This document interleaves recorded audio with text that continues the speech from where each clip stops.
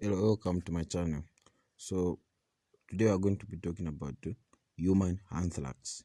So this condition was described in the early literature of the Greeks, Romans, Egyptians, and Hindus. So the term anthracis means core in Greek, and the disease itself is named after the black appearance of its cutaneous nature or cutaneous form. So the fifth plague, which is described in the Old Testament book of Genesis, may be among the earliest descriptions of anthrax. Then at the end of the 19th century, Robert Koch's experiments with anthrax led to the original theory of bacteria and disease. Then John Bell's work in inhalational anthrax led to the disinfection processes and the term Sorter's disease. So that's about anthrax.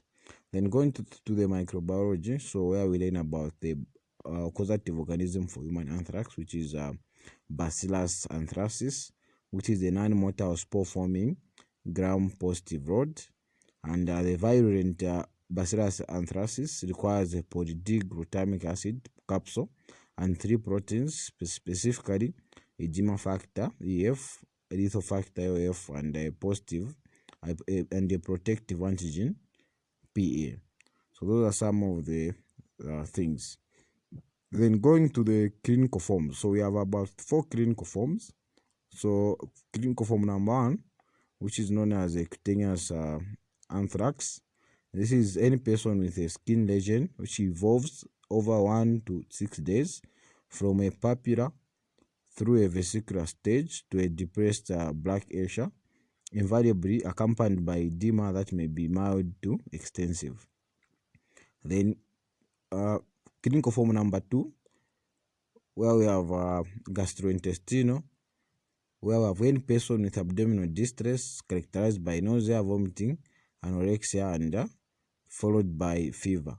So those are some of the first 2 clinical forms.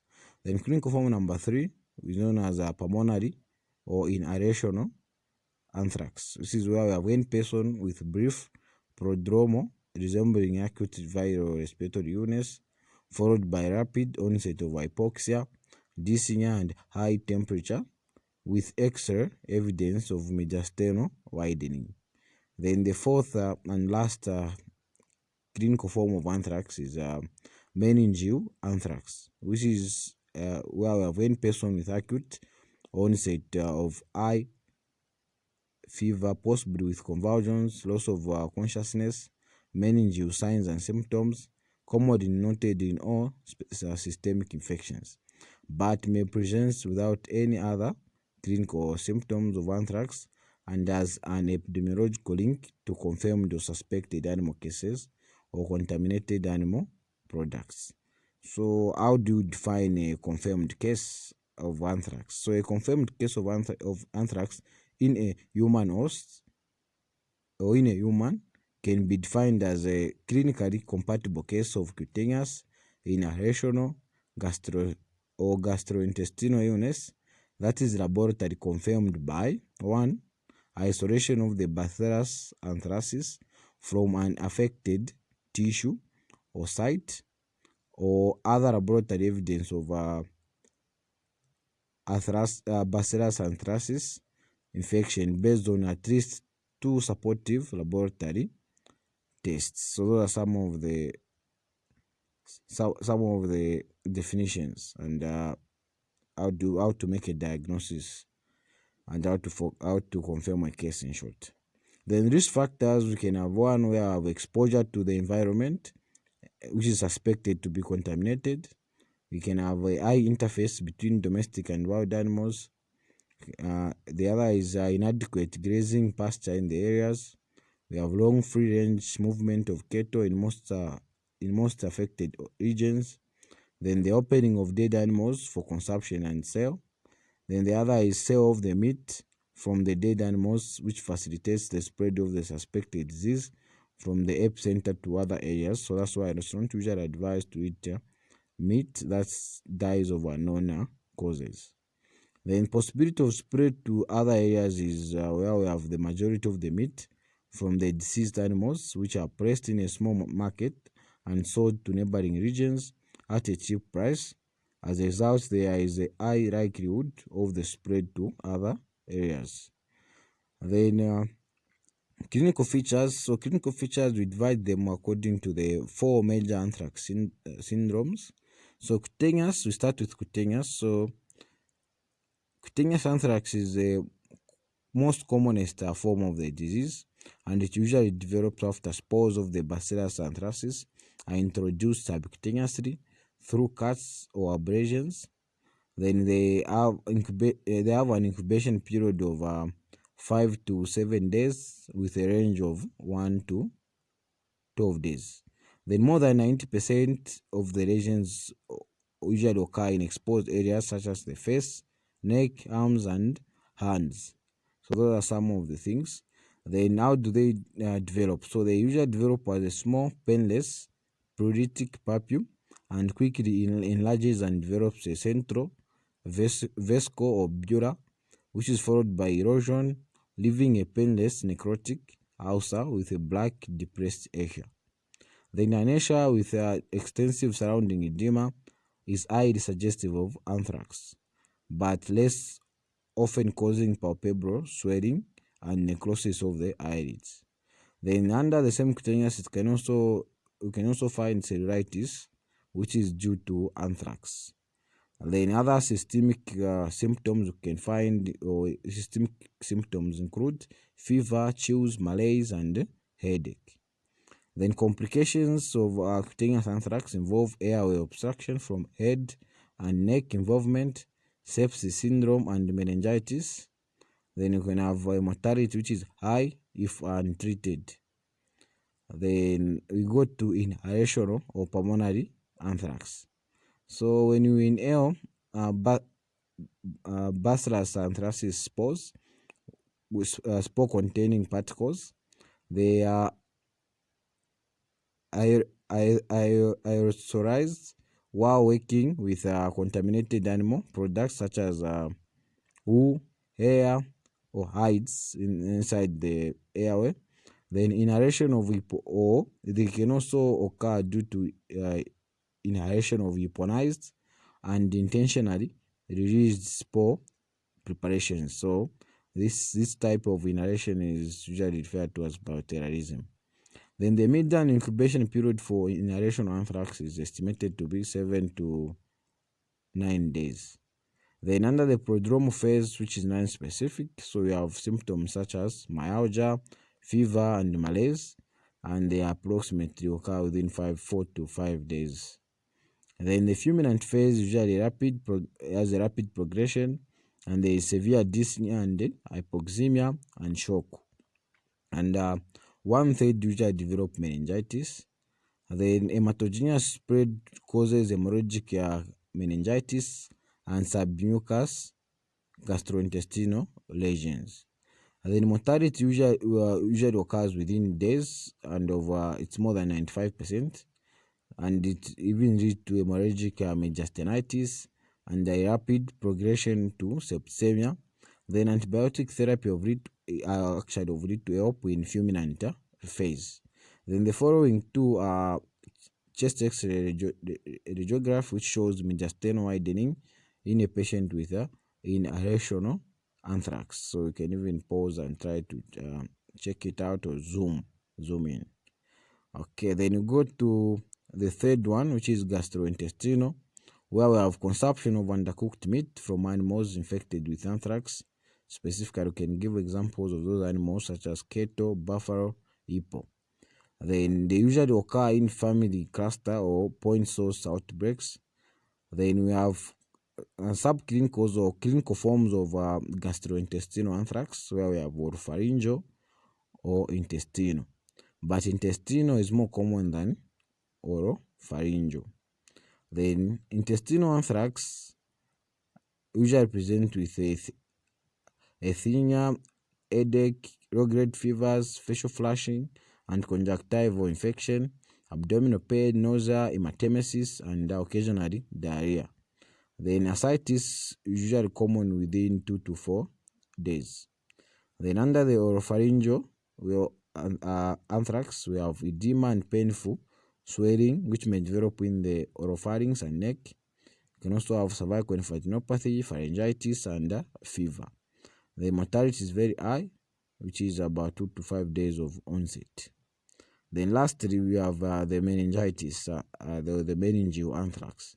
So primary meningitis is a rare form of anthrax, but a secondary meningitis through bacteremic spread occurs in about a third of patients with other forms of systemic anthrax, and has been associated with cutaneous inhalation and gastrointestinal cases.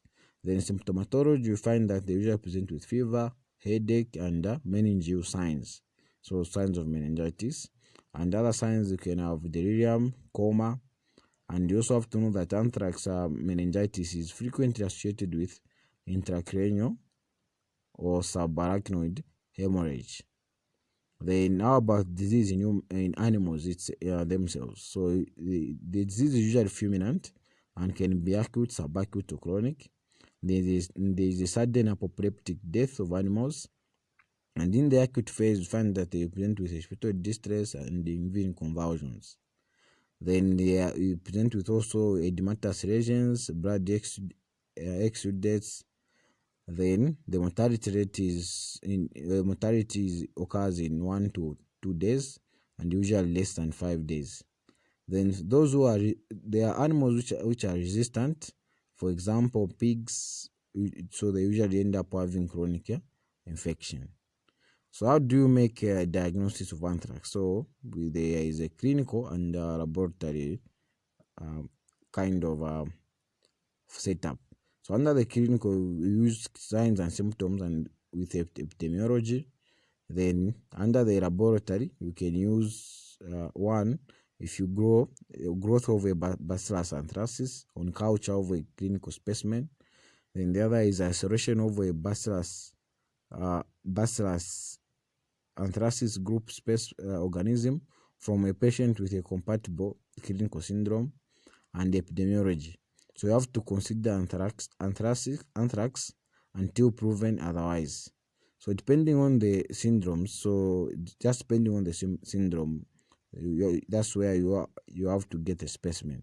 So blood, skin lesions, specimen, pleural fluid, cerebrospinal fluid, rectal swab, ascites, tissues can be cultured, but you have to individualize it depending on the clinical syndrome the patient has come with. So under supportive of diagnosis investigations, we can have a positive polymerase chain reaction on one of these specimens, then a positive serological testing or detection of a lethal toxin in a patient with a compatible clinical syndrome. Then for differential diagnosis of a black Asia, we can have anthrax, we can have pasteurellosis, we can have spotted fever, rickettsiosis, we can have tularemia, we can have disseminated fungal infection, we can have cowpox, monkeypox, spider bite, post-trauma, and of course a lot of other different others. Then under management, we can have, so the bacillus anthracis is actually susceptible to a variety of antimicrobials, including penicillin, chloramphenicol, tetracycline, erythromycin, streptomycin, carbapenems, linezolid, clindamycin, and fluoroquinolones. But it is non-susceptible to cephalosporins or septrin. Then if you are dealing with cutaneous anthrax without systemic involvement, that is, there is no edema, fever, cough, or headache, you can just use a antimicrobial monotherapy for 7 to 10 days using either doxycycline or ciprobid. So, and usually double the dose for the normal. So if doxycycline is normally it's 100, so in anthrax usually go to 200 per oral